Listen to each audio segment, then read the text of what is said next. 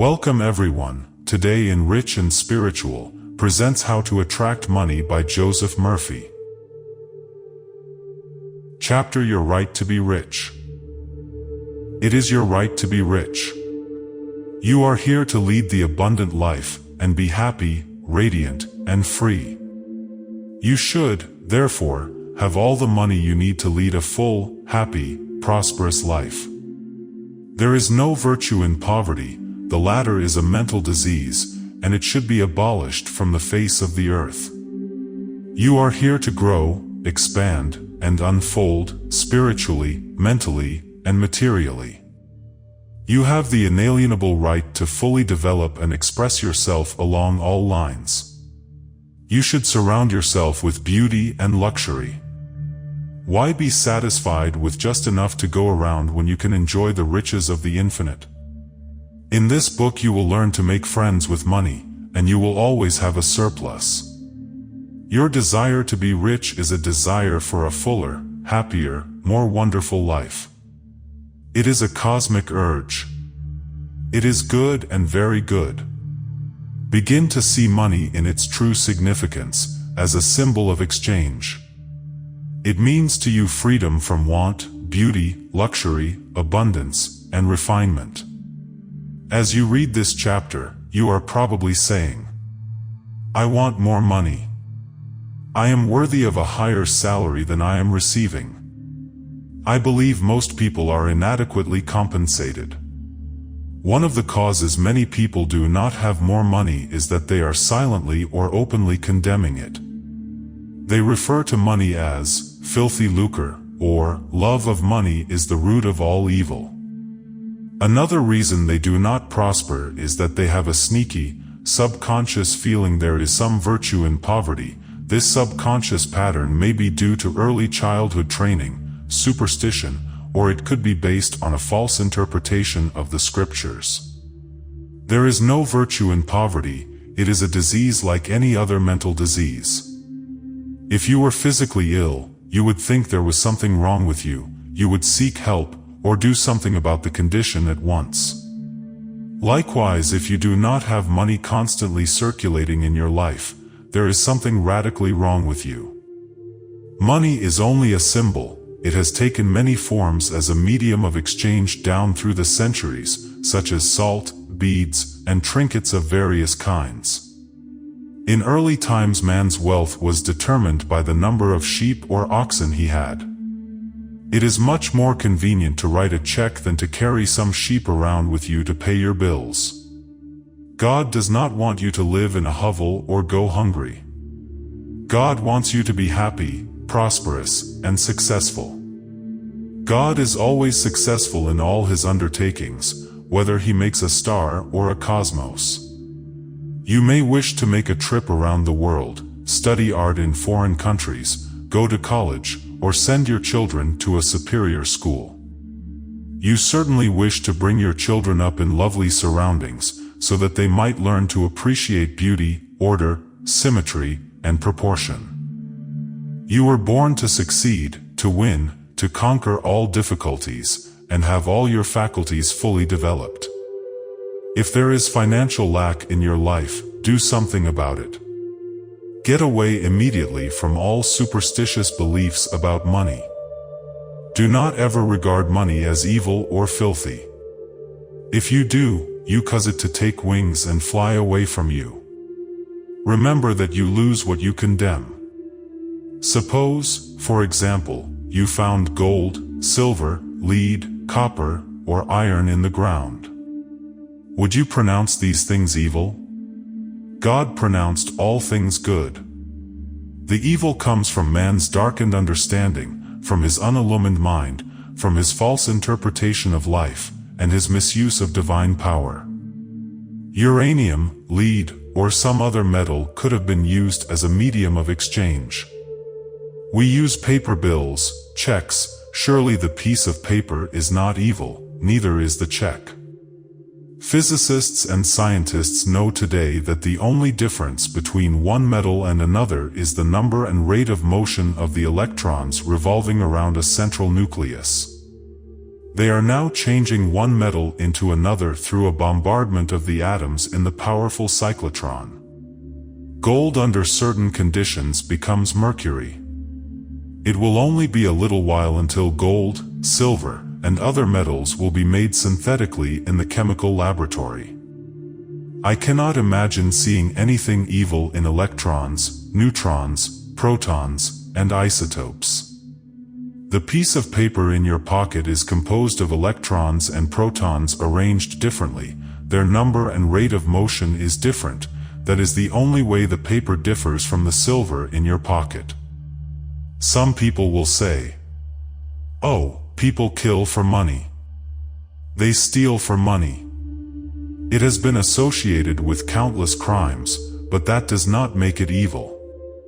A man may give another $50 to kill someone. He has misused money in using it for a destructive purpose. You can use electricity to kill someone or light the house. You can use water to quench the baby's thirst, or use it to drown the child. You can use fire to warm the child, or burn it to death. Another illustration would be if you brought some earth from your garden, put it in your coffee cup for breakfast. That would be your evil, yet the earth is not evil, neither is the coffee. The earth is displaced, it belongs in your garden. Similarly, if a needle were stuck in your thumb, it would be your evil. The needle or pin belongs in the pin cushion, not in your thumb. We know the forces or the elements of nature are not evil. It depends on our use of them whether they bless or hurt us. A man said to me one time, "I am broke. I do not like money, it is the root of all evil." Love of money to the exclusion of everything else will cause you to become lopsided and unbalanced. You are here to use your power or authority wisely. Some men crave power, others crave money. If you set your heart on money, and say, "That is all I want.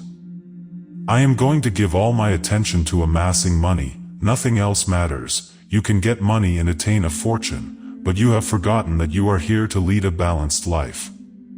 Man does not live by bread alone.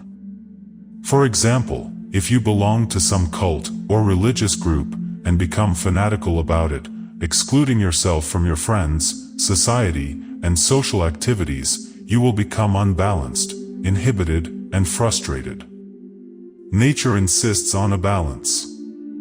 If all your time is devoted to external things and possessions, you will find yourself hungry for peace of mind, harmony, love, joy, or perfect health.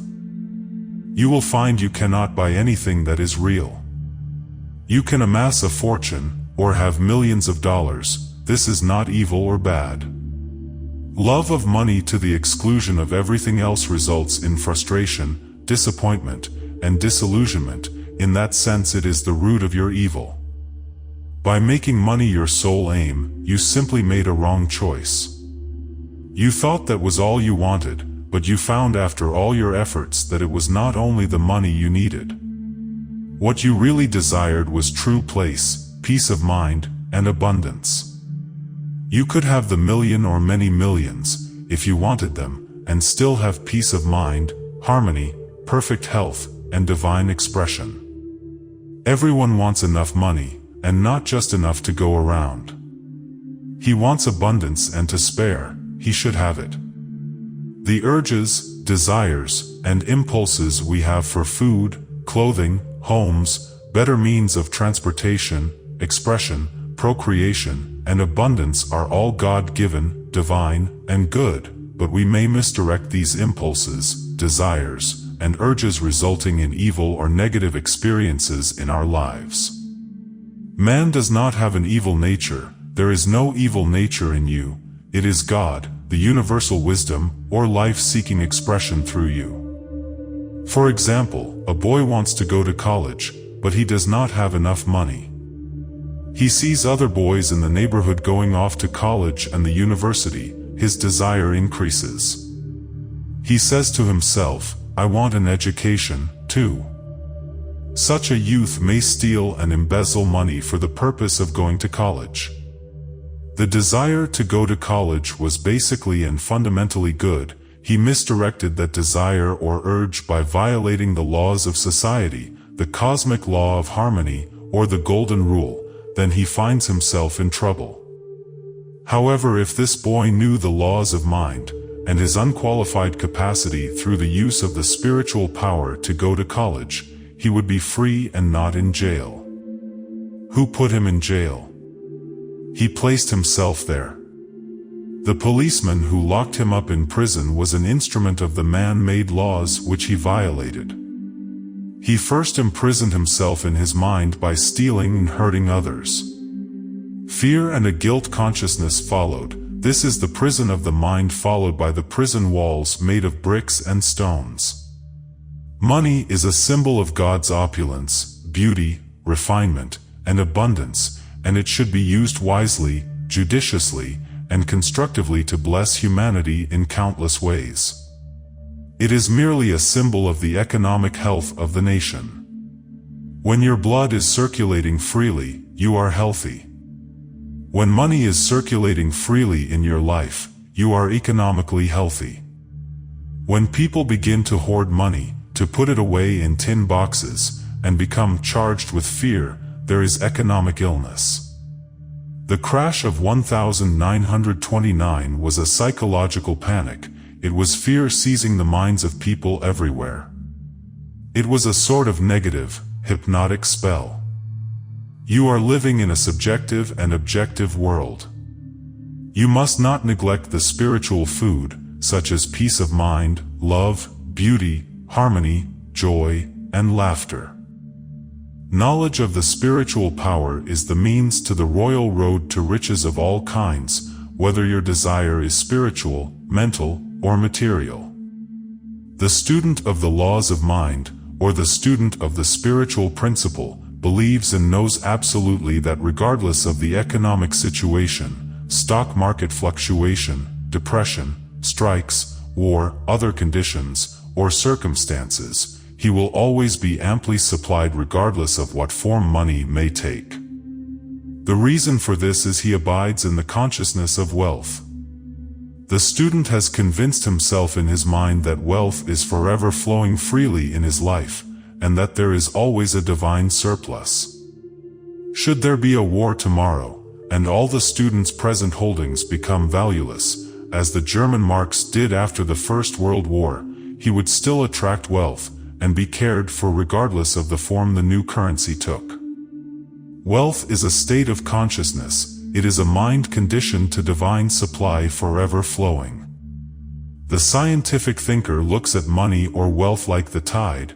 It goes out, but it always comes back. The tides never fail, neither will man's supply when he trusts a tireless, changeless, immortal presence which is omnipresent, and flows ceaselessly. The man who knows the workings of the subconscious mind is never, therefore, worried about the economic situation, stock market panics, devaluation, or inflation of currency, since he abides in the consciousness of God's eternal supply. Such a man is always supplied and watched over by an overshadowing presence. Behold the birds of the air, for they sow not, neither do they reap, gather into barns, yet your heavenly Father feedeth them. Are you not much better than they? As you consciously commune with the divine presence, claiming and knowing that it leads and guides you in all your ways, that it is a lamp unto your feet, and a light on your path, you will be divinely prospered and sustained beyond your wildest dreams. Here is a simple way for you to impress your subconscious mind with the idea of constant supply or wealth. Quiet the wheels of your mind. Relax. Let go.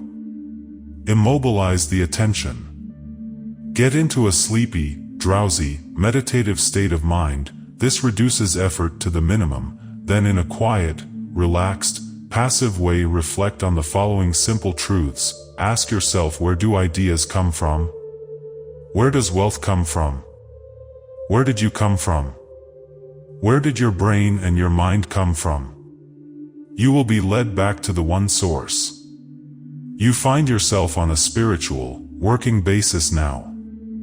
It will no longer insult your intelligence to realize that wealth is a state of mind.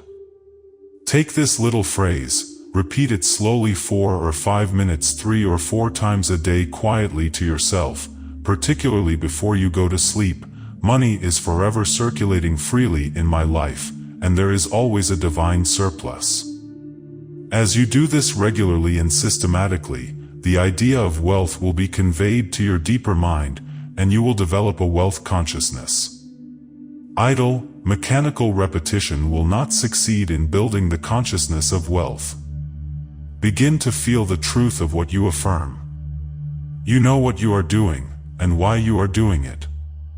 You know your deeper self is responsive to what you consciously accept as true. In the beginning, people who are in financial difficulties do not get results with such affirmations as, "I am wealthy, I am prosperous, I am successful." Such statements may cause their conditions to get worse. The reason is the subconscious mind will only accept the dominant of two ideas, or the dominant mood or feeling. When they say, "I am prosperous," their feeling of lack is greater, and something within them says, "No, you are not prosperous, you are broke." The feeling of lack is dominant, so that each affirmation calls forth the mood of lack, and more lack becomes theirs. The way to overcome this for beginners is to affirm what the conscious and subconscious mind will agree on, then there will be no contradiction. Our subconscious mind accepts our beliefs, feelings, convictions, and what we consciously accept as true. A man could engage the cooperation of his subconscious mind by saying, "I am prospering every day. I am growing in wealth and in wisdom every day. Every day my wealth is multiplying. I am advancing, growing, and moving forward financially." These and similar statements would not create any conflict in the mind. For instance, if a salesman has only 10 cents in his pocket, he could easily agree that he would have more tomorrow. If he sold a pair of shoes tomorrow, there is nothing within him which says his sales could not increase. He could use statements such as, "My sales are increasing every day. I am advancing and moving forward."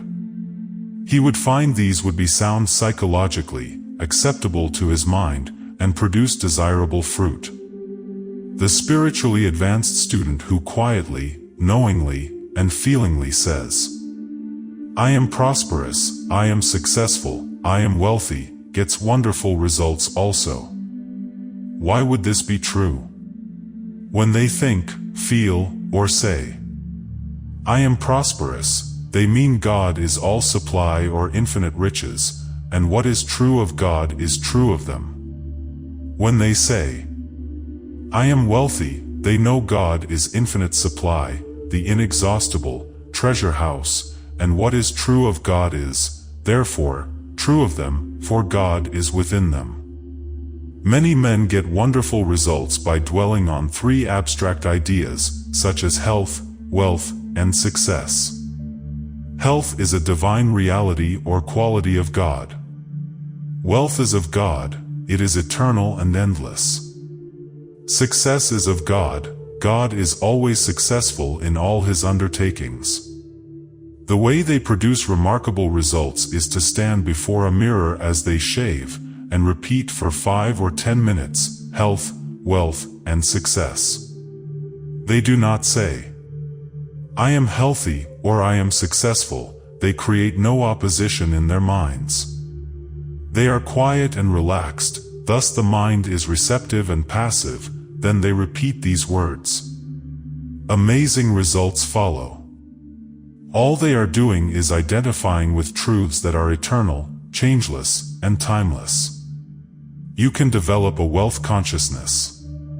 Put the principles enunciated and elaborated on in this book to practice, and your desert will rejoice and blossom as the rose.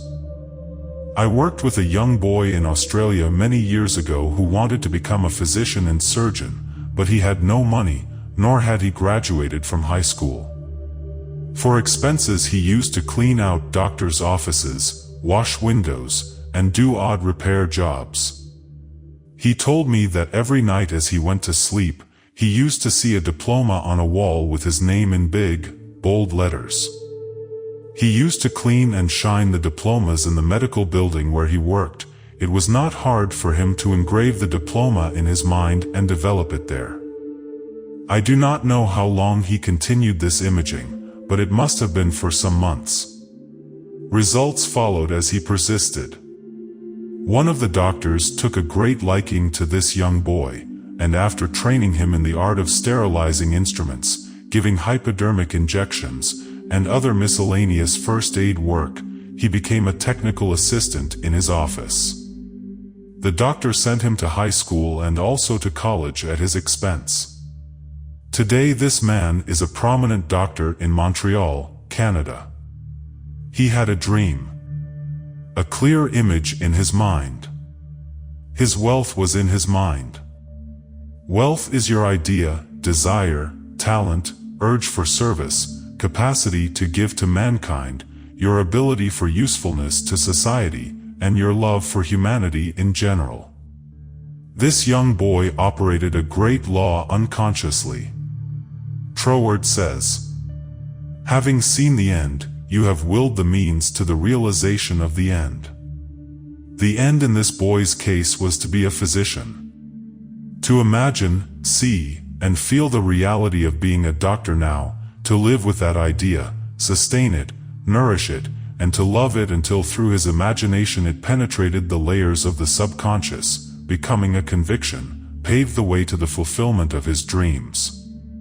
He could have said, "I have no education. I do not know the right people. I am too old to go to school now. I have no money, it would take years, and I am not intelligent." He would then be beaten before he started. His wealth was in his use of the spiritual power within him which responded to his thought. The means or the way in which our prayer is answered is always hidden from us, except that occasionally we may intuitively perceive a part of the process. My ways are past finding out. The ways are not known. The only thing man has to do is to imagine and accept the end in his mind, and leave its unfoldment to the subjective wisdom within. Oftentimes the question is asked, what should I do after meditating on the end and accepting my desire in consciousness? The answer is simple: you will be compelled to do whatever is necessary for the unfoldment of your ideal. The law of the subconscious is compulsion. The law of life is action and reaction. What we do is the automatic response to our inner movements of the mind, inner feeling, and conviction. A few months ago as I went to sleep, I imagined I was reading one of my most popular books, Magic of Faith in French. I began to realize and imagine this book going into all French-speaking nations. For several weeks I did this every night, falling asleep with the imaginary French edition of Magic of Faith in my hands. Just before Christmas in 1954, I received a letter from a leading publisher in Paris, France, enclosing a contract drawn up, asking me to sign it, giving him permission to publish and promote abroad to all French-speaking countries the French edition of Magic of Faith. You might ask me, what did I do about the publishing of this book after prayer? I would have to say, nothing. The subjective wisdom took over, and brought it to pass in its own way, which was a far better way than any method I could consciously desire. All of our external movements, motions, and actions follow the inner movements of the mind. Inner action precedes all outer action. Whatever steps you take physically, or what you seem to do objectively, will all be a part of a pattern which you were compelled to fulfill. Accepting the end wills the means to the realization of the end. Believe that you have it now, and you shall receive it. We must cease denying our good. Realize that the only thing that keeps us from the riches that lie all around us is our mental attitude, or the way we look at God, life, and the world in general. Know, believe, and act on the positive assumption that there is no reason why you cannot have, be, and do whatever you wish to accomplish through the great laws of God. Your knowledge of how your mind works is your savior and redeemer. Thought and feeling are your destiny. You possess everything by right of consciousness. The consciousness of health produces health, the consciousness of wealth produces wealth. The world seems to deny or oppose what you pray for. Your senses sometimes mock and laugh at you. If you say to your friend, you are opening up a new business for yourself, he may proceed to give you all the reasons why you are bound to fail. If you are susceptible to his hypnotic spell, he may instill fear of failure in your mind. As you become aware of the spiritual power which is one and indivisible, and responds to your thought, you will reject the darkness and ignorance of the world, and know that you possess all the equipment, power, and knowledge to succeed. To walk on the royal road to riches, you must not place obstacles and impediments on the pathway of others, neither must you be jealous or envious of others. Actually, when you entertain these negative states of mind, you are hurting and injuring yourself, because you are thinking and feeling it. The suggestion, as Quimby said, you give to another, you are giving to yourself. This is the reason that the law of the golden rule is a cosmic, divine law. I am sure you have heard men say, "That fellow has a racket. He is a racketeer. He is getting money dishonestly. He is a faker. I knew him when he had nothing. He is crooked, a thief, and a swindler." If you analyze the man who talks like that, he is usually in want or suffering from some financial or physical illness. Perhaps his former, college friends went up the ladder of success and excelled him. Now he is bitter and envious of their progress. In many instances, this is the cause of his downfall. Thinking negatively of these classmates, and condemning their wealth, causes the wealth and prosperity he is praying for to vanish and flee away. He is condemning the things he is praying for. He is praying two ways. On the one hand, he is saying, "God is prospering me," and in the next breath, silently or audibly, he is saying, "I resent that fellow's wealth." Always make it a special point to bless the other person, and rejoice in his prosperity and success. When you do, you bless and prosper yourself. If you go into the bank, and you see your competitor across the street deposit 20 times more than you do, or you see him deposit $10,000, rejoice and be exceedingly glad to see God's abundance being manifested through one of his sons. You are then blessing and exalting what you are praying for. What you bless, you multiply. What you condemn, you lose. If you are working in a large organization, and you are silently thinking and resenting the fact you are underpaid, that you are not appreciated, and that you deserve more money and greater recognition, you are subconsciously severing your ties with that organization. You are setting a law in motion. Then the superintendent or manager says to you, "We have to let you go." You dismissed yourself. The manager was simply the instrument through which your own negative, mental state was confirmed.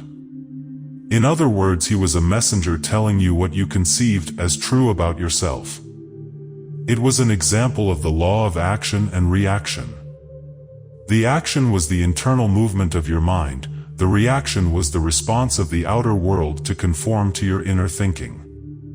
Perhaps as you read this, you are thinking of someone who has prospered financially by taking advantage of others, by defrauding them, in selling them unsound investments in property. The answer to this is obvious, because if we rob, cheat, or defraud another, we do the same to ourselves. In reality, in this case, we are actually hurting or robbing from ourselves. We are in a mood of lack in the first place, which is bound to attract loss to us. The loss may come in many ways. It may come in loss of health, prestige, peace of mind, social status, sickness in the home, or in business. It may not necessarily come in loss of money. We must not be short-sighted and think that the loss has to come just in dollars and cents. Isn't it a wonderful feeling to place your head on the pillow at night and feel you are at peace with the whole world, and that your heart is full of goodwill toward all? There are some people who have accumulated money the wrong way, as by tramping on others, trickery, deceit, and chicanery. What is the price? Sometimes it is mental and physical disease, guilt complexes, insomnia, or hidden fears. As one man said to me, yes, I rode roughshod over others. I got what I wanted, but I got cancer doing it. He realized he had attained his wealth in the wrong way. You can be wealthy and prosperous without hurting anyone. Many men are constantly robbing themselves. They steal from themselves peace of mind, health, joy, inspiration, happiness, and the laughter of God. They may say that they have never stolen, but is it true? Every time we resent another, or are jealous, or envious of another's wealth or success, we are stealing from ourselves. These are the thieves and robbers which Jesus cast out of the temple. Likewise you must cast them out incisively and decisively. Do not let them live in your mind. Cut their heads off with the fire of right thought and feeling. I remember in the early days of the war reading about a woman in Brooklyn, New York, who went around from store to store buying up all the coffee she could. She knew it was going to be rationed. She was full of fear that there would not be enough for her. She bought as much as she could, and stored it in the cellar. That evening she went to church services. When she came home, burglars had broken down the door, stolen not only the coffee, but silverware, money, jewelry, and other things. This good woman said what they all say. Why did this happen to me when I was at church? I never stole from anyone. Is this true? Was she not in the consciousness of lack and fear when she began to hoard supplies of coffee?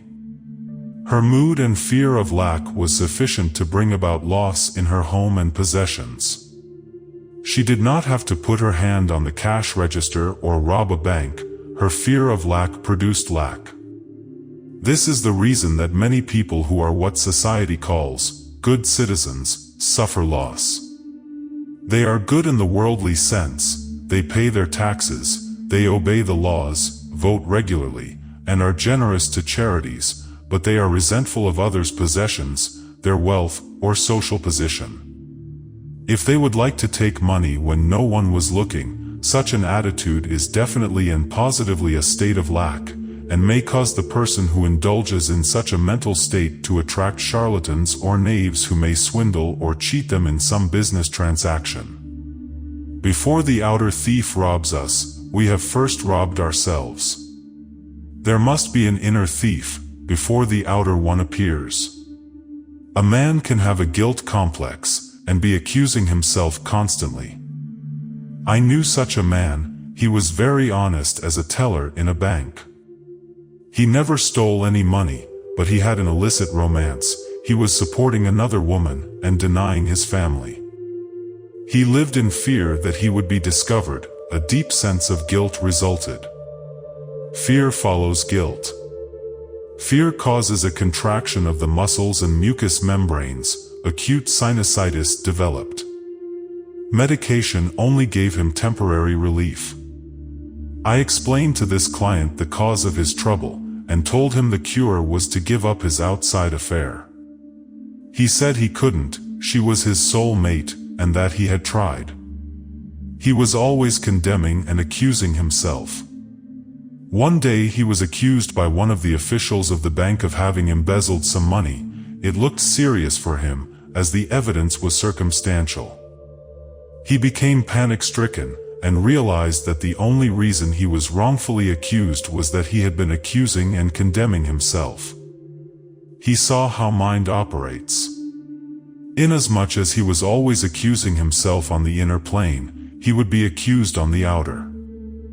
He broke off the relationship immediately with the other woman due to the shock of being accused of embezzling, and began to pray for divine harmony and understanding between himself and the bank official.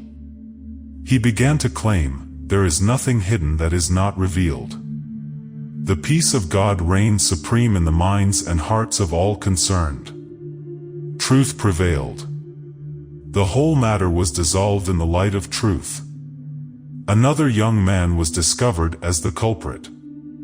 The bank teller knew that only through prayer was he saved from a jail sentence. The great law is, "As you would that men should think about you, think you about them in the same manner. As you would that men should feel about you, feel you also about them in like manner. Say from your heart, I wish for every man who walks the earth, what I wish for myself. The sincere wish of my heart is, therefore, peace, love, joy, abundance, and God's blessings to all men everywhere. Rejoice and be glad in the progression, advancement, and prosperity of all men. Whatever you claim as true for yourself, claim it for all men everywhere. If you pray for happiness and peace of mind, let your claim be peace and happiness for all. Do not ever try and deprive another of any joy. If you do, you deprive yourself. When the ship comes in for your friend, it comes in for you also. If someone is promoted in your organization, be glad and happy. Congratulate him, rejoice in his advancement and recognition. If you are angry or resentful, you are demoting yourself. Do not try and withhold from another his God-given birthright to happiness, success, achievement, abundance, and all good things. Jesus said, "Sow up for yourselves treasures in heaven, where the moth and the rust doth not consume, and where thieves cannot break through and steal." Hatred and resentment rot and corrode the heart, causing us to become full of scars, impurities, toxins, and poisons. The treasures of heaven are the truths of God which we possess in our soul. Fill your minds with peace, harmony, faith, joy, honesty, integrity, loving kindness, and gentleness, then you will be sowing for yourself treasures in the heavens of your own mind. If you are seeking wisdom regarding investments, or if you are worried about your stocks or bonds, quietly claim, "Infinite intelligence governs and watches over all my financial transactions, and whatsoever I do shall prosper." Do this frequently and you will find that your investments will be wise. Moreover, you will be protected from loss, as you will be prompted to sell your securities or holdings before any loss accrues to you. Let the following prayer be used daily by you regarding your home, business, and possessions, the overshadowing presence which guides the planets on their course and causes the sun to shine, watches over all my possessions, home, business, and all things that are mine. God is my fortress and vault. All my possessions are secure in God. It is wonderful. By reminding yourself daily of this great truth, and by observing the laws of love, you will always be guided, watched over, and prospered in all your ways. You will never suffer from loss, for you have chosen the Most High as your counselor and guide. The envelope of God's love surrounds, enfolds, and encompasses you at all times. You rest in the everlasting arms of God. All of us should seek an inner guidance for our problems. If you have a financial problem, repeat this before you retire at night: "Now I shall sleep in peace. I have turned this matter over to the God wisdom within. It knows only the answer. As the sun rises in the morning, so will my answer be resurrected. I know the sunrise never fails." Then go off to sleep. Do not fret, fuss, and fume over a problem. Night brings counsel. Sleep on it. Your intellect cannot solve all your problems. Pray for the light that is to come. Remember, the dawn always comes, then the shadows flee away. Let your sleep every night be a contented bliss. You are not a victim of circumstances, except you believe you are. You can rise and overcome any circumstance or condition. You will have different experiences as you stand on the rock of spiritual truth, steadfast and faithful to your deeper purposes and desires.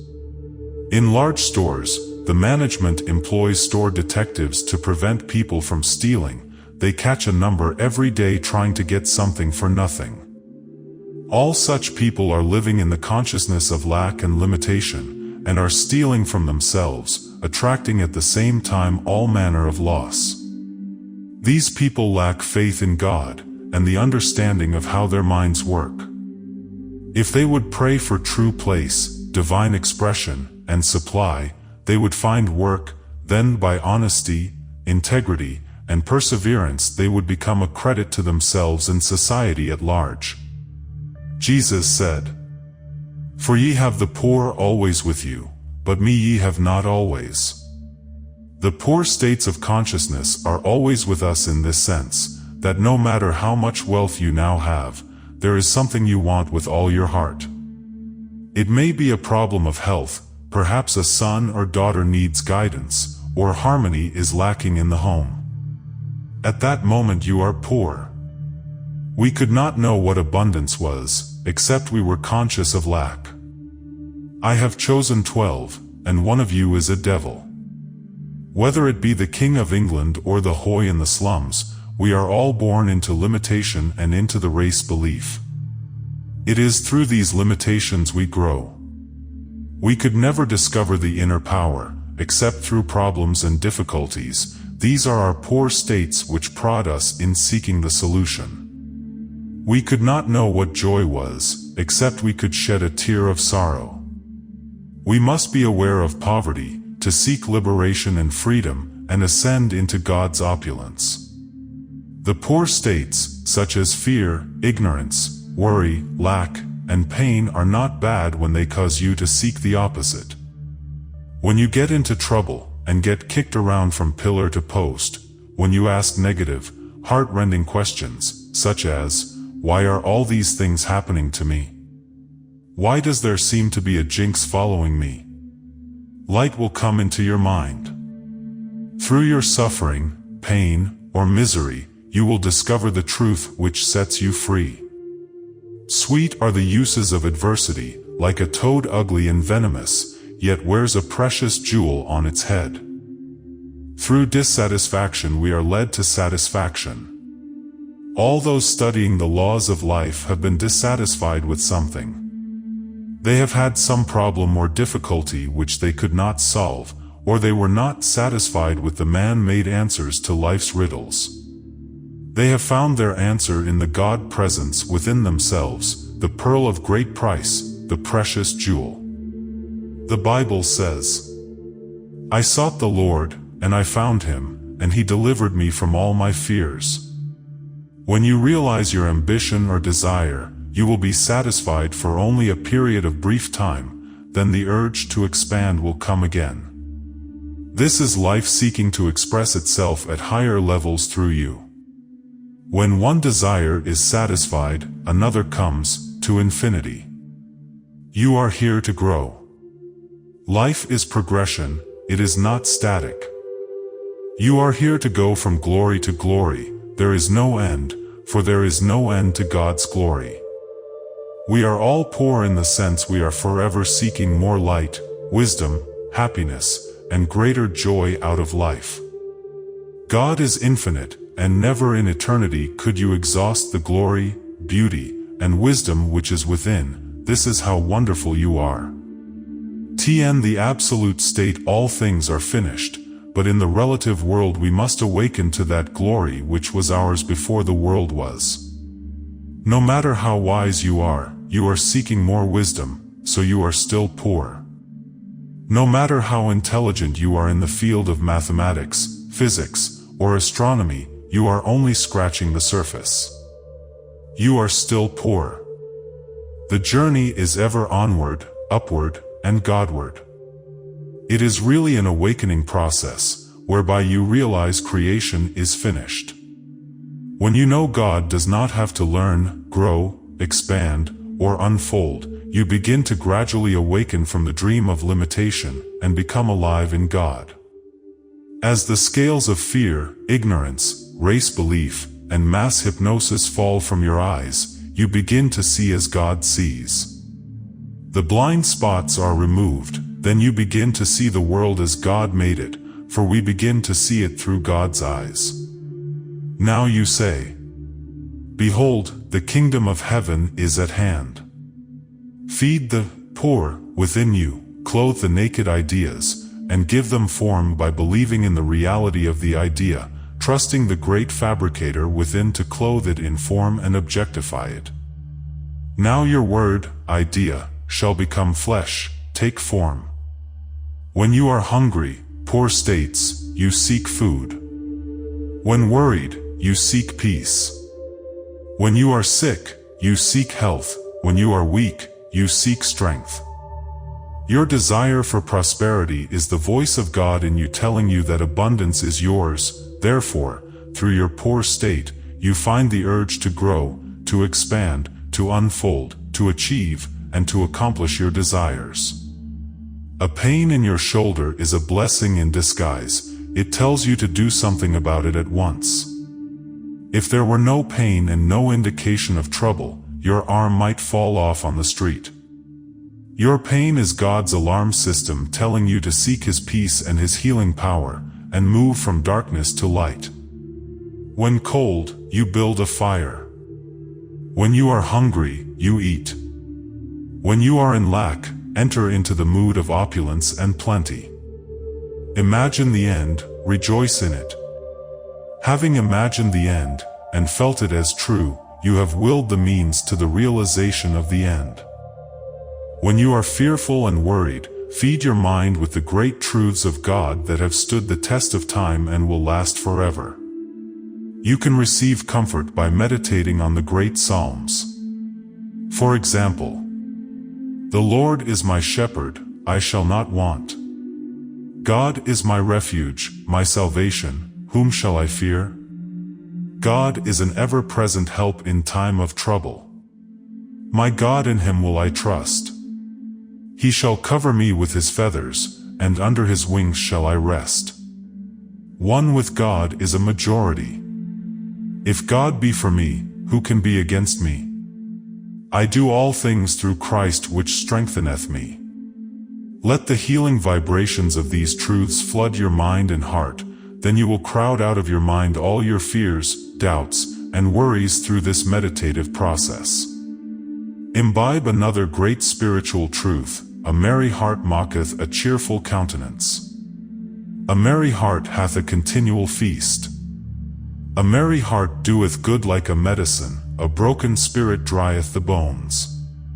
Therefore I put thee in remembrance that thou stir up the gift of God within thee.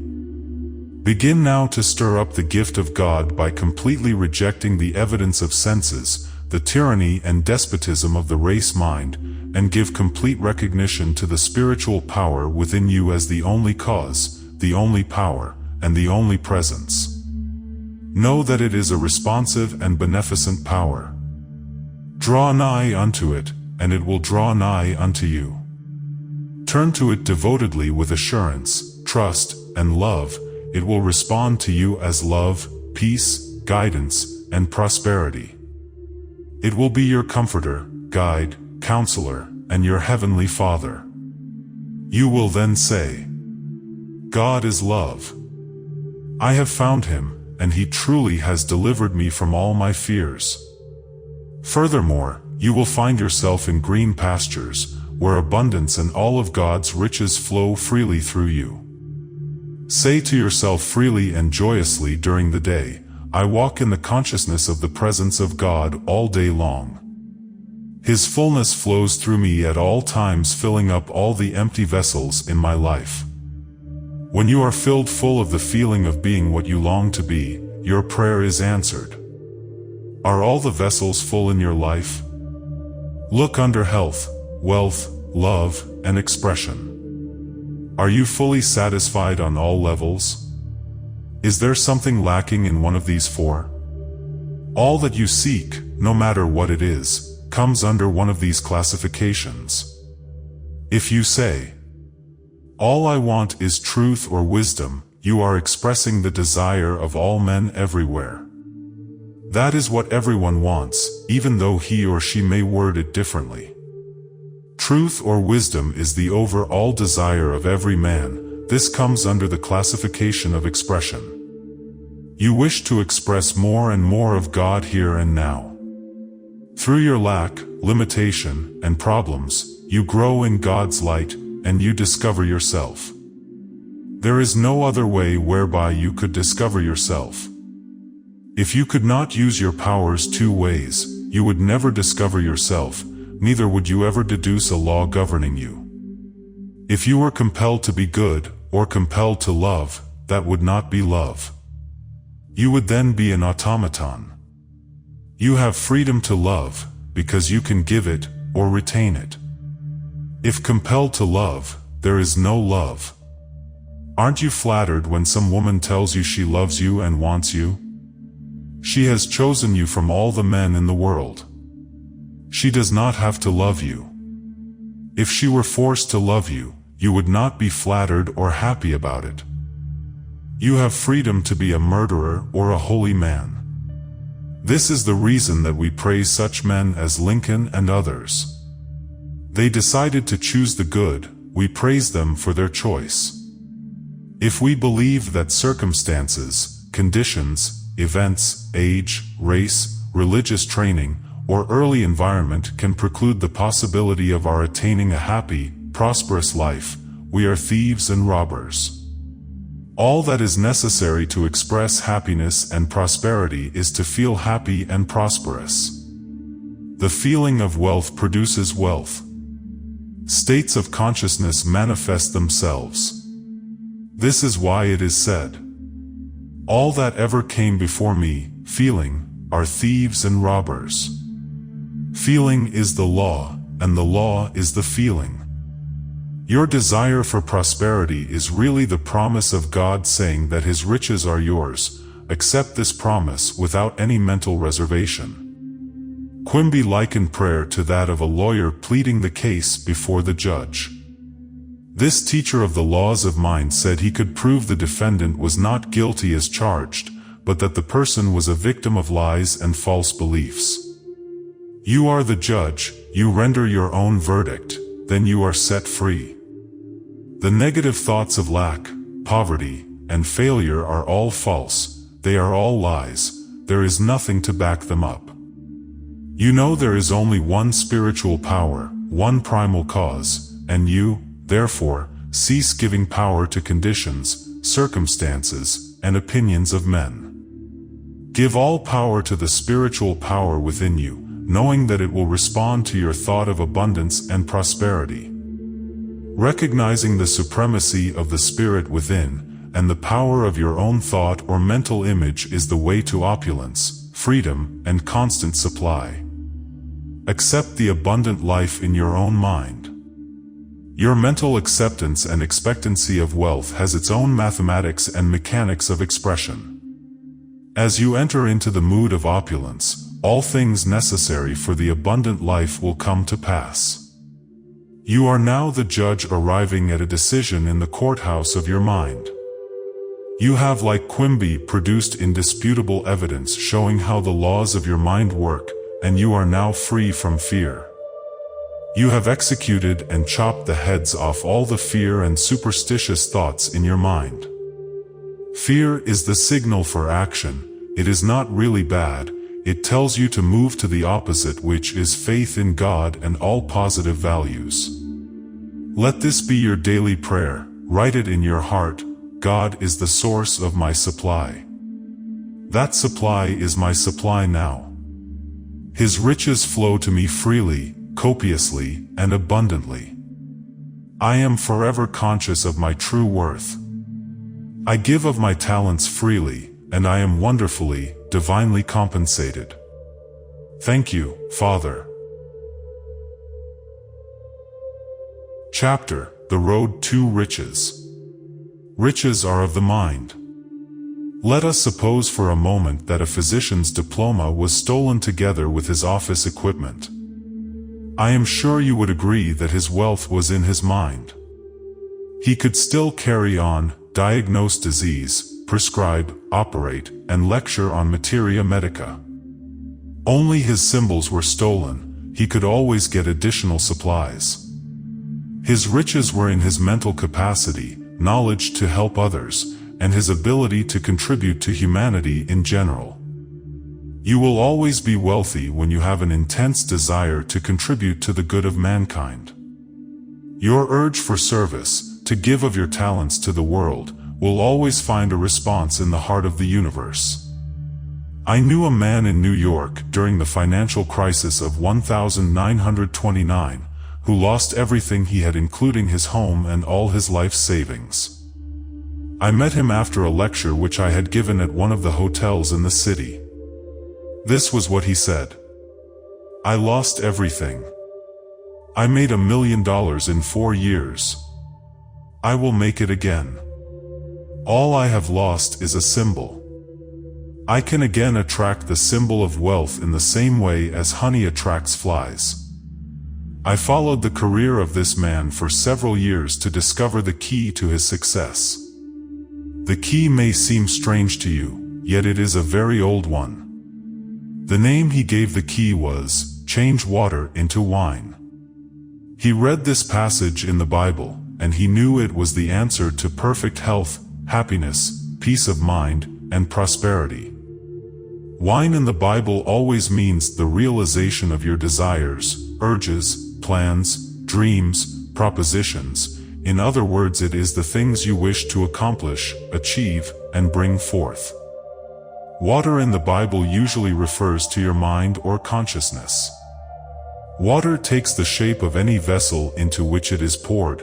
Likewise, whatever you feel and believe as true will become manifest in your world. Thus you are always changing water into wine. The Bible was written by illumined men. It teaches practical, everyday psychology and a way of life. One of the cardinal tenets of the Bible is that you determine, mold, fashion, and shape your own destiny through right thought, feeling, and beliefs. It teaches you that you can solve any problem, overcome any situation, and that you are born to succeed, to win, and to triumph. In order to discover the royal road to riches, and receive the strength and security necessary to advance in life, you must cease viewing the Bible in the traditional way. The above man, who was in a financial crisis, used to say to himself frequently during the days when he was without funds, I can change water into wine. These words meant to him, I can exchange the poverty ideas in my mind for the realization of my present desires, or needs, which are wealth and financial supply. His mental attitude, water, was, once I made a fortune honestly. I will make it again, wine. His regular affirmation consisted of, I attracted the symbol, money, once, I am attracting it again. I know this, and feel it is true, wine. This man went to work as a salesman for a chemical organization. Ideas for the better promotion of their products came to him. He passed them on to his organization. It was not long until he became vice president. Within 4 years the company made him president. His constant mental attitude was, I can change water into wine.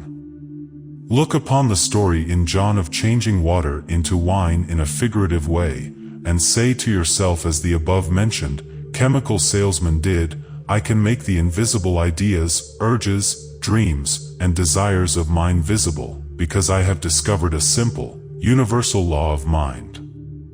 The law he demonstrated is the law of action and reaction. It means your external world, body, circumstances, environment, and financial status are always a perfect reflection of your inner thinking, beliefs, feelings, and convictions. This being true, you can now change your inner pattern of thought by dwelling on the idea of success, wealth, and peace of mind. As you busy your mind with these latter concepts, these ideas will gradually seep into your mentality like seeds planted in the ground.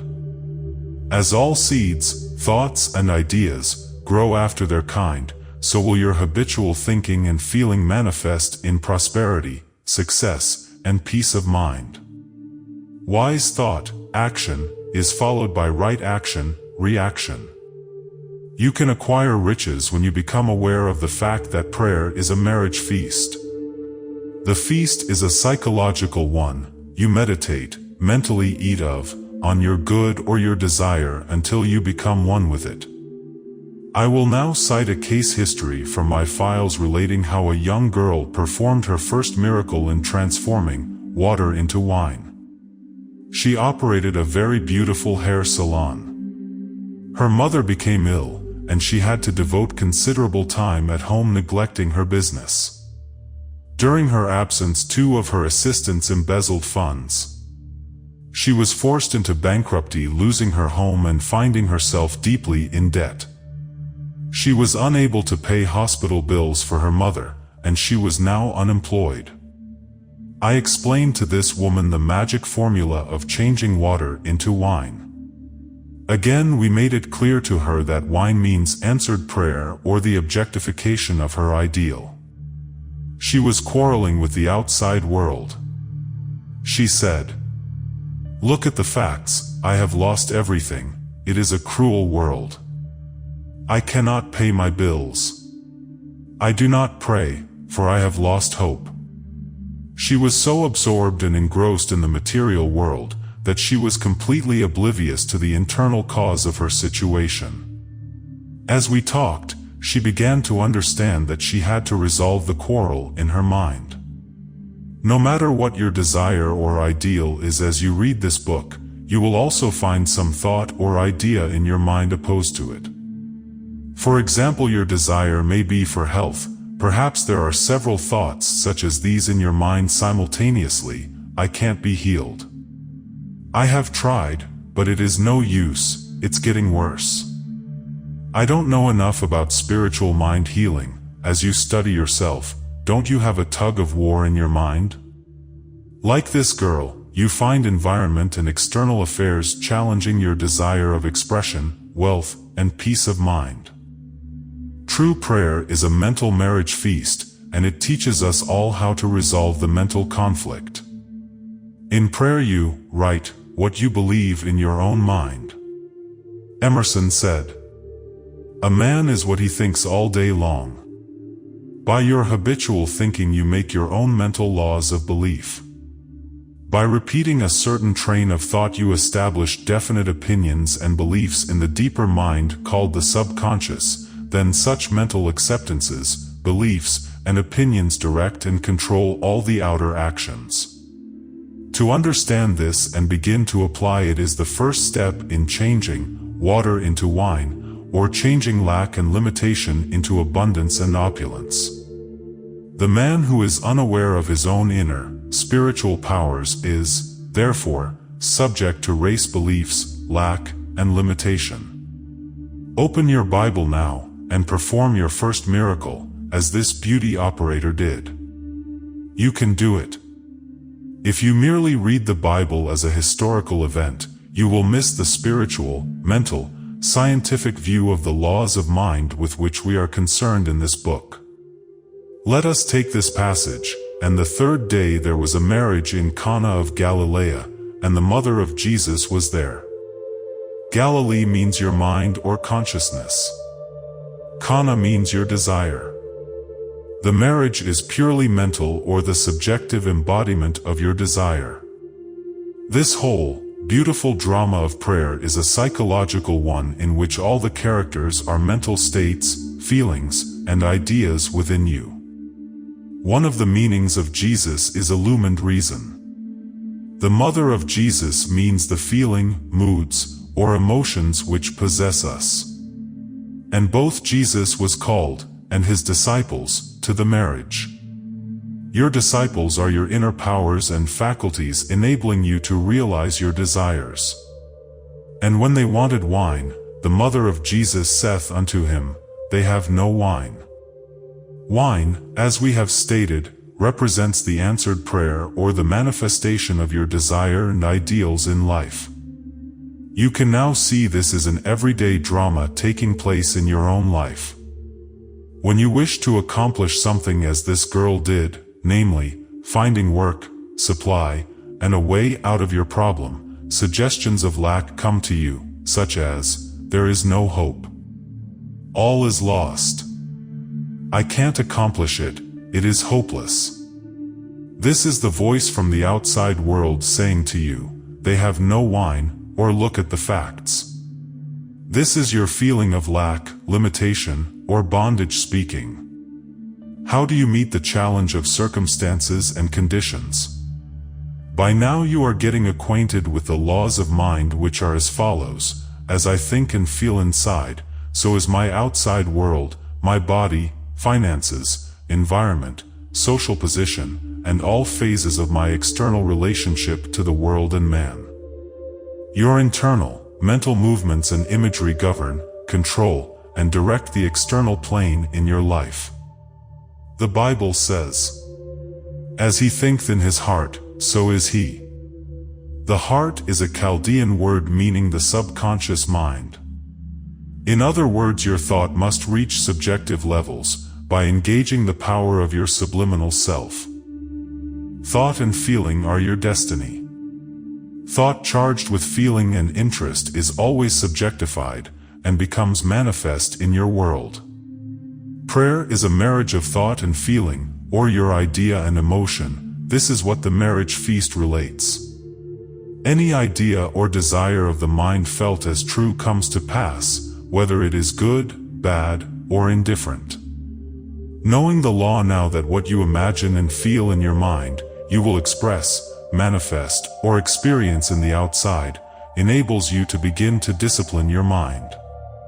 When the suggestion of lack, fear, doubt, or despair, they have no wine, come to your mind, immediately reject it mentally by focusing your attention at once on the answered prayer, or the fulfillment of your desire. The statement given in the Bible from John 2, "Mine hour is not yet come," and "Woman, what have I to do with thee?" are figurative, idiomatic, oriental expressions. As we paraphrase this quotation, woman means the negative feeling that you indulge in. These negative suggestions have no power or reality, because there is nothing to back them up. A suggestion of lack has no power. The power is resident in your own thought and feeling. What does God mean to you? God is the name given to the one spiritual power. God is the one invisible source from which all things flow. When your thoughts are constructive and harmonious, the spiritual power being responsive to your thought flows as harmony, health, and abundance. Practice the wonderful discipline of completely rejecting every thought of lack by immediately recognizing the availability of the spiritual power and its response to your constructive thoughts and imagery. Then you will be practicing the truth found in these words, "Woman, what have I to do with thee?" We read, "Mine hour is not yet come." This means that while you have not yet reached a conviction or positive state of mind, you know you are on the way mentally, because you are engaging your mind on the positive ideals, goals, and objectives in life. Whatever the mind dwells upon, it multiplies, magnifies, and causes it to grow until finally the mind becomes qualified with the new state of consciousness. You are then conditioned positively, whereas before you were conditioned negatively. The spiritual man in prayer moves from the mood of lack to the mood of confidence, peace, and trust in the spiritual power within himself. Since his trust and faith are in the spiritual power, his mother, moods, and feeling, registers a feeling of triumph or victory. This will bring about the solution or the answer to your prayer. The water pots in the story from the Bible refer to the mental cycles that man goes through in order to bring about the subjective realization of his desire. The length of time may be a moment, hour, week, or month depending on the faith and state of consciousness of the student. In prayer we must cleanse our mind of false beliefs, fear, doubt, and anxiety by becoming completely detached from the evidence of senses and the external world. In the peacefulness and quietude of your mind, wherein you have stilled the wheels of your mind, meditate on the joy of the answered prayer until that inner certitude comes, whereby you know that you know. When you have succeeded in being one with your desire, you have succeeded in the mental marriage, or the union of your feeling with your idea. I am sure you wish to be married, one with, to health, harmony, success, and achievement in your mind at this moment. Every time you pray you are trying to perform the marriage feast of Kana, realization of your desire or ideas. You want to be mentally identified with the concept of peace, success, well-being, and perfect health. They filled them up to the brim. The 6 water pots represent your own mind in the spiritual and mental creative act. You must fill your mind to the brim, meaning you must become filled full of the feeling of being what you long to be. When you succeed in filling your mind with the ideal you wish to accomplish or express, you are full to the brim, then you cease praying about it, for you feel its reality in your mind. You know. It is a finished state of consciousness. You are at peace about it. And he saith unto them, Draw out now, and bear unto the governor of the feast. Whatever is impregnated in our subconscious mind is always objectified on the screen of space. Consequently, when we enter a state of conviction that our prayer is answered, we have given the command, Bear unto the governor of the feast. You are always governing your mental feast. During the day thousands of thoughts, suggestions, opinions, sights, and sounds reach your eyes and ears. You can reject them as unfit for mental consumption or entertain them as you choose. Your conscious, reasoning, intellectual mind is the governor of the feast. When you consciously choose to entertain, meditate, feast upon, and imagine your heart's desire as true, it becomes a living embodiment, and a part of your mentality, so that your deeper self gives birth or expression to it. In other words, what is impressed subjectively is expressed objectively. Your senses or conscious mind sees the objectification of your good. When the conscious mind becomes aware of water made into wine, it becomes aware of the answered prayer. Water might be called, also, the invisible, formless, spiritual power, unconditioned consciousness. Wine is conditioned consciousness, or the mind giving birth to its beliefs and convictions. The servants which draw the water for you represent the mood of peace, confidence, and faith. According to your faith or feeling, your good is attracted or drawn to you. Imbibe, cherish, fall in love with these spiritual principles which are discussed in this book. In the first recorded miracle of Jesus, you are told that prayer is a marriage feast, or the mind uniting with its desire. Love is the fulfilling of the law. Love is really an emotional attachment, a sense of oneness with your good. You must be true to that which you love. You must be loyal to your purpose or to your ideal. We are not being true to the one we love when we are flirting or mentally entertaining other marriages with fear, doubt, worry, anxiety, or false beliefs. Love is a state of oneness, a state of fulfillment. Refer to the book by the author, Love is Freedom. When this simple drama was explained to the beauty operator mentioned about, she became rich mentally. She understood this drama, and she put it into practice in her life. This is how she prayed. She knew that the water, her own mind, would flow and fill up all the empty vessels in response to her new way of thinking and feeling. At night this client became very quiet and still, relaxed her body, and began to use constructive imagery. The steps she used are as follows. First step, she began to imagine the local bank manager was congratulating her on her wonderful deposits in the bank. She kept imagining that for about 5 minutes. The second step, in her imagination she heard her mother saying to her, "I am so happy about your wonderful, new position." She continued to hear her say this in a happy, joyous way for about 3 to 5 minutes. The third step, Vividly she imagined the writer was in front of her performing her marriage ceremony. This woman heard me saying as the officiating minister, "And now pronounce you man and wife." Completing this routine, she went off to sleep feeling filled full, sensing and feeling within herself the joy of the answered prayer. Nothing happened for 3 weeks, in fact things got much worse, but she persevered, refusing to take no for her answer.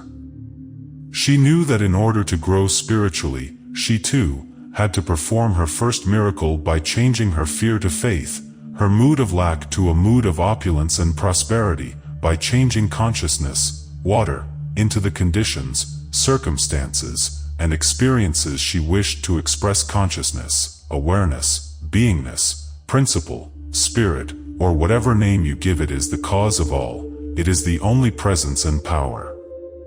The spiritual power or spirit within us is the cause and substance of all things.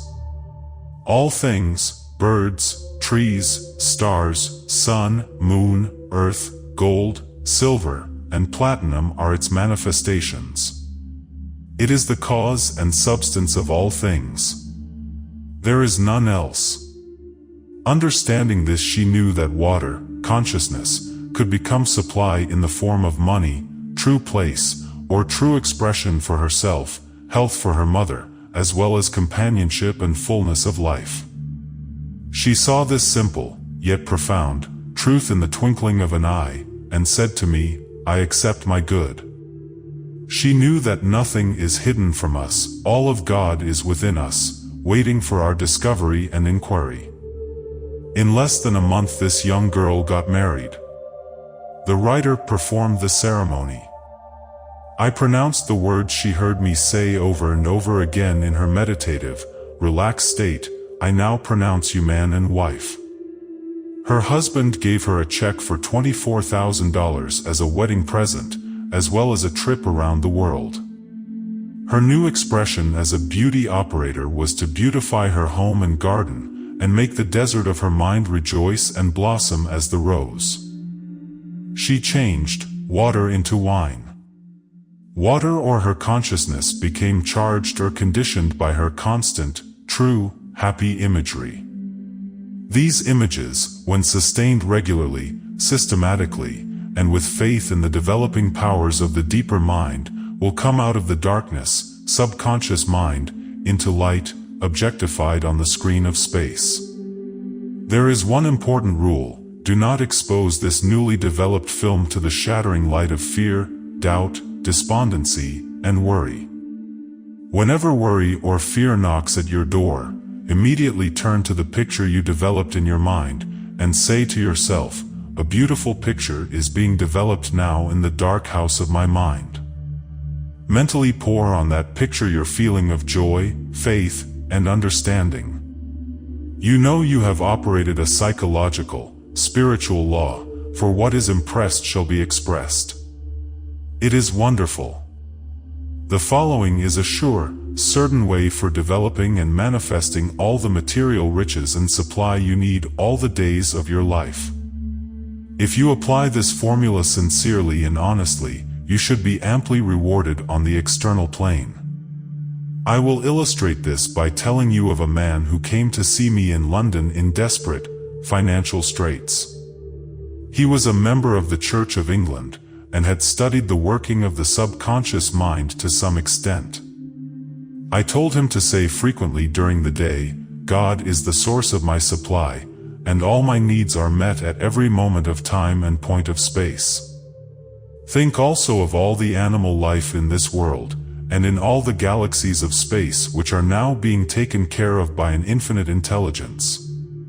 Notice how nature is lavish, extravagant, and bountiful. Think of the fish of the sea which are all being sustained, as well as the birds of the air.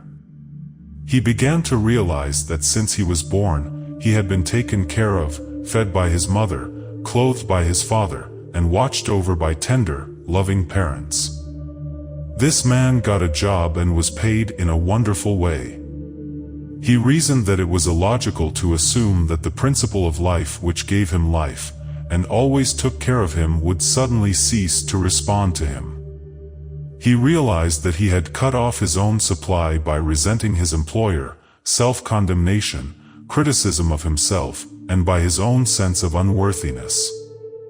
He had psychologically severed the cord which joined him to the infinite source of all things, the indwelling spirit or life principle, called by some consciousness or awareness. Man is not fed like the birds. He must consciously commune with the indwelling power and presence, and receive guidance, strength, vitality, and all things necessary for the fulfillment of his needs. This is the formula which he used to change water into the wine of abundance and financial success. He realized God or the spiritual power within him was the cause of all. Furthermore, he realized that if he could sell himself the idea that wealth was his by divine right, he would manifest abundance of supply. The affirmation he used was, "God is the source of my supply. All my financial and other needs are met at every moment of time and point of space. There is always a divine surplus." This simple statement, repeated frequently, knowingly, and intelligently, conditioned his mind to a prosperity consciousness. All he had to do was to sell himself this positive idea, in the same way a good salesman has to sell himself on the merits of his product. Such a person is convinced of the integrity of his company, the high quality of the product, the good service which it will give the customer, and the fact that the price is right.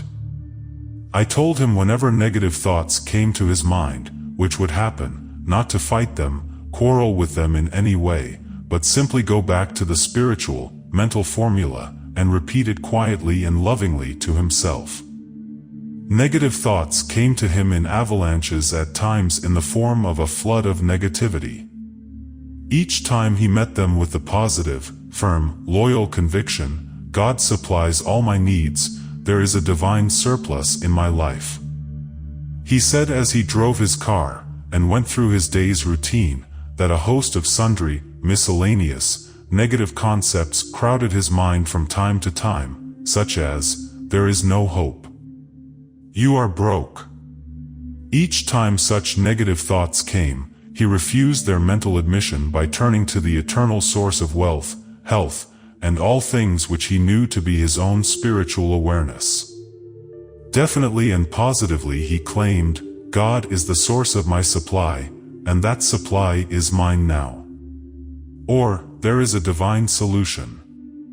God's wealth is my wealth," and other affirmative, positive statements which charged his mind with hope, faith, expectancy, and ultimately a conviction in an ever-flowing fountain of riches supplying all his needs copiously, joyously, and endlessly. The negative flood of thoughts came to him as often as 50 times in an hour. Each time he refused to open the door of his mind to these gangsters, assassins, and thieves which he knew would only rob him of peace, wealth, success, and all good things.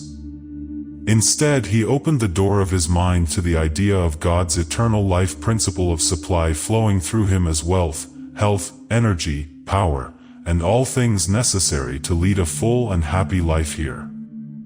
As he continued to do this, the second day not so many thieves knocked at his door, the third day, the flow of negative visitors was less, the fourth day, they came intermittently, hoping for admission, but receiving the same mental response, no entrance. I accept only thoughts and concepts which activate, heal, bless, and inspire my mind. He reconditioned his consciousness or mind to a wealth consciousness. The prince of this world cometh, and hath nothing in me. This conveys to your mind the negative thoughts, such as fear, lack, worry, anxiety came, but they received no response from his mind. He was now immune, God intoxicated, and seized by a divine faith in an ever-expanding consciousness of abundance and financial supply. This man did not lose everything, neither did he go into bankruptcy. He was given extended credit, his business improved, new doors opened up, and he prospered. Remember, always in the prayer process, you must be loyal to your ideal, purpose, and objective. Many people fail to realize wealth and financial success because they pray two ways. They affirm God is their supply, and that they are divinely prospered, but a few minutes later they deny their good by saying, "I can't pay this bill. I can't afford this, that, or the other things." Or they say to themselves, "A jinx is following me. I can't ever make ends meet. I never have enough to go around." All such statements are highly destructive and neutralize your positive prayers. This is what is called praying two ways. You must be faithful to your plan or your goal. You must be true to your knowledge of the spiritual power. Cease making negative marriages, uniting with negative thoughts, fears, and worries.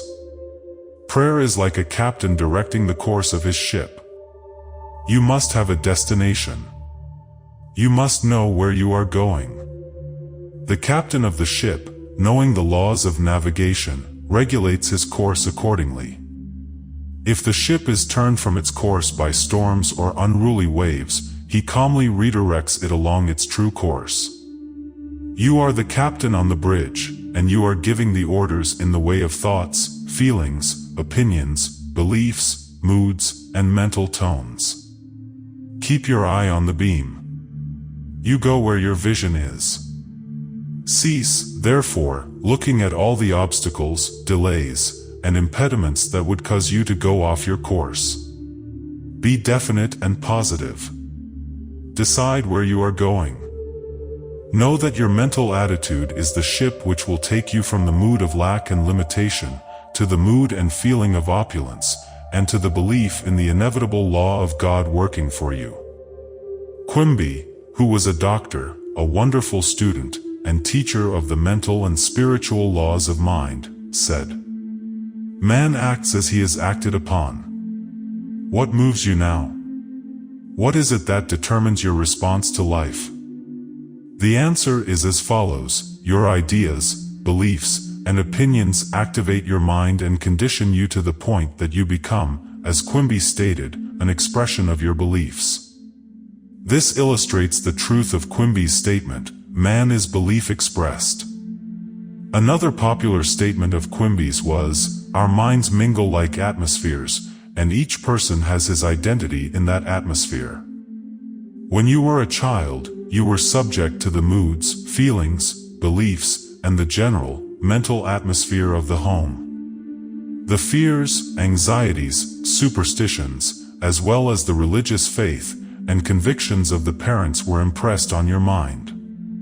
Let us say the child had been brought up in a poverty-stricken home, in which there was never enough to go around. Financially speaking, he heard constantly the complaint of lack and limitation. You could say, like Salter in his conditioned reflex therapy, that the child was conditioned to poverty. The young man may have a poverty complex based on his early experiences, training, and beliefs, but he can rise above any situation and become free. This is done through the power of prayer. I knew a young boy aged 17, who was born in a place called Hell's Kitchen, in New York. He listened to some lectures I was giving in Steinway Hall, New York, at the time. This boy realized that he had been the victim of negative, destructive thinking, and that if he did not redirect his mind along constructive channels, the world mind with its fears, failures, hates, and jealousies would move in and control him. Man acts as he is acted upon. It stands to reason, as Quimby knew, that if man will not take charge of his own house, mind, the propaganda, false beliefs, fears, and worries of the phenomenalistic world will act as a hypnotic spell over him. We are immersed in the race mind which believes in sickness, death, misfortune, accident, failures, disease, and diverse disasters. Follow the biblical injunction, come out from among them, and be separate. Identify yourself mentally and emotionally with the eternal verities which have stood the test of time. This young man decided to think and plan for himself. He decided to take the royal road to riches by accepting God's abundance here and now, and to fill his mind with spiritual concepts and perceptions. He knew, as he did this, he would automatically crowd out of his mind all negative patterns. He adopted a simple process called scientific imagination. He had a wonderful voice, but it was not cultivated or developed. I told him the image he gave attention to in his mind would be developed in his deeper mind and come to pass.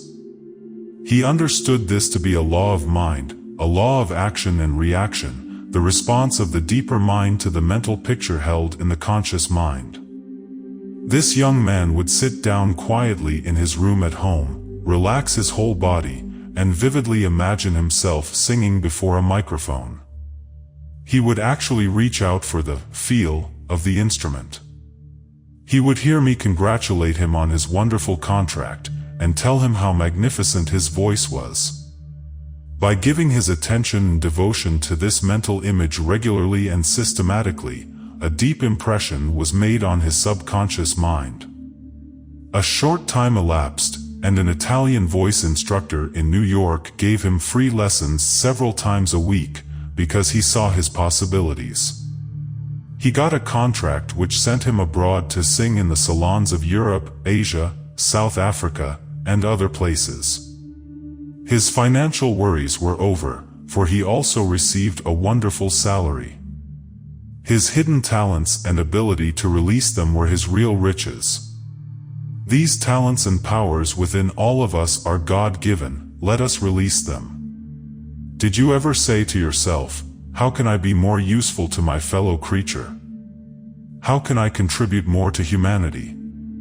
A minister friend of mine told me that in his early days he and his church suffered financially. His technique or process was this simple prayer which worked wonders for him: God reveals to me better ways to present the truths of God to my fellow creature. Money poured in, the mortgage was paid in a few years, and he has never worried about money since. As you read this chapter, you have now learned that the inner feelings, moods, and beliefs of man always control and govern his external world. The inner movements of the mind control the outer movements. To change the outside, you must change the inside. As in heaven, so on earth, or as in my mind or consciousness, so is it in my body, circumstances, and environment. The Bible says, "There is nothing hidden that shall not be revealed." For example, if you are sick, you are revealing a mental and emotional pattern which is the cause. If you are upset, or if you receive tragic news, notice how you reveal it in your face, eyes, gestures, tonal qualities, also in your gait and posture. As a matter of fact, your whole body reveals your inner distress. You could, of course, through mental discipline and prayer remain absolutely poised, serene, and calm, refusing to betray your hidden feelings or mental states. You could order the muscles of your body to relax, be quiet, and be still. They would have to obey you. Your eyes, face, and lips would not betray any sign of grief, anger, or despondency. On the other hand, with a little discipline, through prayer and meditation, you could reverse the entire picture. Even though you had received disturbing news, regardless of its grave nature, you could show and exhibit joy, peace, relaxation, and a vibrant, buoyant nature. No one would ever know that you were the recipient of so-called bad news. Regardless of what kind of news you received today, you could go to the mirror, look at your face, lips, eyes, and your gestures, as you tell yourself, and imagine you have heard the news of having received a vast fortune. Dramatize it, feel it, thrill to it, and notice how your whole body responds to the inner thrill. You can reverse any situation through prayer. Busy your mind with the concepts of peace, success, wealth, and happiness. Identify yourself with these ideas mentally, emotionally, and pictorially. Get a picture of yourself as you want to be, retain that image, sustain it with joy, faith, and expectancy, finally you will succeed in experiencing its manifestation. I say to people who consult me regarding financial lack to marry wealth. Some see the point, others do not. As all Bible students know, your wife is what you are mentally joined to, united with, or at one with. In other words, what you conceive and believe, you give it conception. If you believe the world is cold, cruel, and harsh, that it is a dog-eat-dog way of life, that is your concept, you are married to it, and you will have children or issue by that marriage. The children from such a mental marriage or belief will be your experiences, conditions, and circumstances together with all other events in your life. All your experiences and reactions to life will be the image and likeness of the ideas which fathered them. Look at the many wives the average man is living with, such as fear, doubt, anxiety, criticism, jealousy, and anger. These play havoc with his mind. Marry wealth by claiming, feeling, and believing, God supplies all my needs according to his riches in glory. Or take the following statement, and repeat it over and over again knowingly until your consciousness is conditioned by it, or it becomes a part of your meditation. I am divinely expressed, and I have a wonderful income. Do not say this in a parrot-like fashion, but know that your train of thought is being engraved in your deeper mind, and it becomes a conditioned state of consciousness. Let the phrase become meaningful to you. Pour life, love, and feeling on it, making it alive. One of my class students recently opened a restaurant. He phoned me saying that he got married to a restaurant. He meant that he had made up his mind to be very successful, diligent, and persevering, and to see that his business prospered. This man's wife, mental, was his belief in the accomplishment of his desire or wish. Identify yourself with your aim in life, and cease mental marriages with criticism, self-condemnation, anger, fear, and worry. Give attention to your chosen ideal, being full of faith and confidence in the inevitable law of prosperity and success. You will accomplish nothing by loving your ideal 1 minute, and denying it the next minute. This is like mixing acid and an alkali, for you will get an inert substance. In going along the royal road to riches, you must be faithful to your chosen ideal, your wife. We find illustrations in the Bible relating to these same truths. For instance, Eve came out of Adam's rib. Your rib is your concept, desire, idea, plan, goal, or aim in life. Eve means the emotion, feeling nature, or the inner tone. In other words, you must mother the idea. The idea must be mothered, loved, and felt as true, in order to manifest your aim in life. The idea is the father, the emotion is the mother. This is the marriage feast which is always taking place in your mind. Ouspensky spoke of the third element which entered in or was formed following the union of your desire and feeling. He called it the neutral element. We may call it peace, for God is peace. The Bible says, "And the government shall be on his shoulders."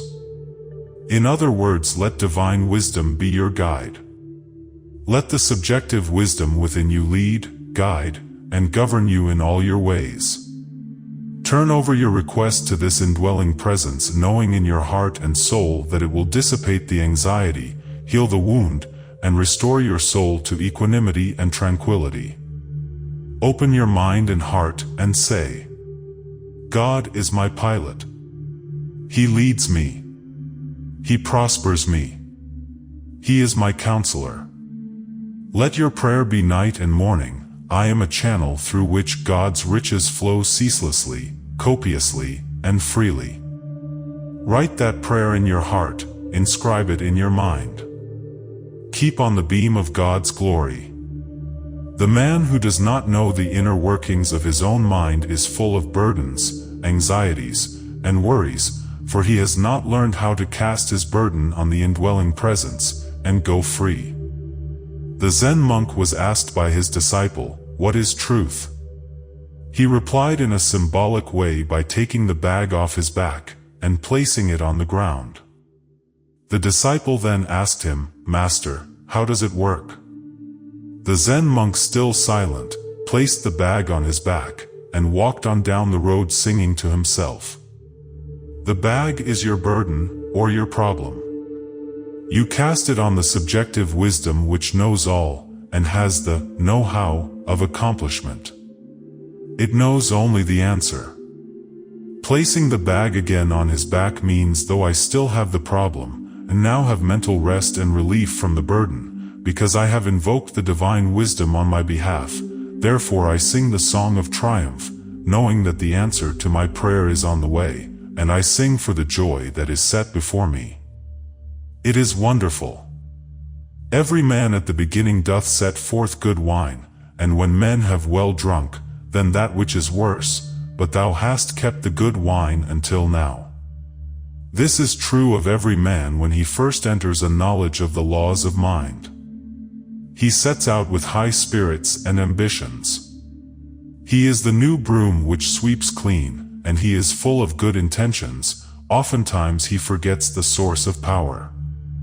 He does not remain faithful to the principle within him, which is scientific and effectual, that would lift him out of his negative experiences and set him on the high road to freedom and peace of mind. He begins to indulge mentally and emotionally with ideas and thoughts extraneous to his announced aim and goal. In other words, he is not faithful to his ideal or wife. Know that the subjective or deeper self within you will accept your request, and being the great fabricator, it will bring it to pass in its own way. All you do is release your request with faith and confidence, in the same way you would cast a seed on the ground, or mail a letter to a friend, knowing the answer would come. Did you ever go between two great rocks and listen to the echo of your voice? This is the way the life principle within you answers. You will hear the echo of your own voice. Your voice is your inner, mental movement of the mind, your inner, psychological journey where you feasted mentally on an idea until you were full, then you rested. Knowing this law and how to use it, be sure you never become drunk with power, arrogance, pride, or conceit. Use the law to bless, heal, inspire, and lift up others, as well as yourself. Man misuses the law by selfishly taking advantage of his fellow man. If you do, you hurt and attract loss to yourself. Power, security, and riches are not to be obtained externally. They come from the treasure house of eternity within. We should realize that the good wine is always present, for God is the eternal now. Regardless of present circumstances, you can prove your good is ever present by detaching yourself mentally from the problem, going on the high watch, and go about your Father's business. To go on the high watch is to envision your good, to dwell on the new concept of yourself, to become married to it, and sustain the happy mood by remaining faithful, full of faith every step of the way, knowing that the wine of joy, the answered prayer, is on the way. Now is the day of salvation. The kingdom of heaven is at hand. Thou hast kept the good wine until now. You can this moment travel psychologically in your mind, and enter mentally through divine imagination into any desired state. The wealth, health, or invention you wish to introduce are all invisible first. Everything comes out of the invisible. You must subjectively possess riches, before you can objectively possess wealth. The feeling of wealth produces wealth, for wealth is a state of consciousness. A state of consciousness is how you think, feel, believe, and what you mentally give consent to. A teacher in California receiving over $5,000 or $6,000 a year looked in a window at a beautiful ermine coat that was priced at $8,000. She said, "It would take me years to save that amount of money. I could never afford it. Oh, how I want it." She listened to our lectures on Sunday mornings. By ceasing to marry these negative concepts, she learned that she could have a coat, car, or anything she wished without hurting anybody on the face of the earth. I told her to imagine she had the coat on, to feel its beautiful fur, and to get the feel of it on her. She began to use the power of her imagination prior to sleep at night. She put the imaginary coat on her, fondled it, caressed it, like a child does with her doll. She continued to do this, and finally felt the thrill of it all. She went to sleep every night wearing this imaginary coat, and being so happy in possessing it. 3 months went by, and nothing happened. She was about to waver, but she reminded herself that it is the sustained mood which demonstrates. He who perseveres to the end shall be saved. The solution will come to the person who does not waver, but always goes about with the perfume of his presence with him. The answer comes to the man who walks in the light that, it is done. You are always using the perfume of his presence when you sustain the happy, joyous mood of expectancy, knowing your good is on the way. You saw it on the unseen, and you know you will see it in the seen. The sequel to the teacher's drama of the mind is interesting. One Sunday morning after our lecture, a man accidentally stepped on her toe, apologized profusely, asked her where she lived, and offered to drive her home. She accepted gladly. Shortly after, he proposed marriage, gave her a beautiful diamond ring, and said to her, "I saw the most wonderful coat, you would simply look radiant wearing it." It was the coat she admired 3 months previously. The salesman said over 100 wealthy women looked at the coat, admired it immensely, but for some reason always selected another garment. Through your capacity to choose, imagine the reality of what you have selected, and through faith and perseverance, you can realize your goal in life. All the riches of heaven are here now within you, waiting to be released. Peace, joy, love, guidance, inspiration, goodwill, and abundance all exist now.